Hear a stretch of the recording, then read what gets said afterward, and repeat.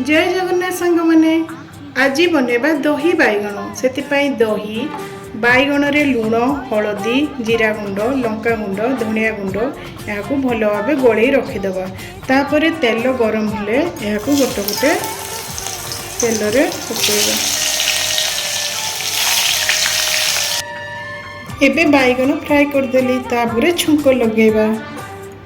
छुंक पाई फुटण नेबा अदा फेचा शुखला लंका कड़ी पत्र अल्प हिंगु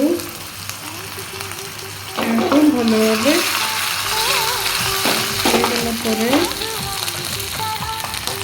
किसी लंका पाउडर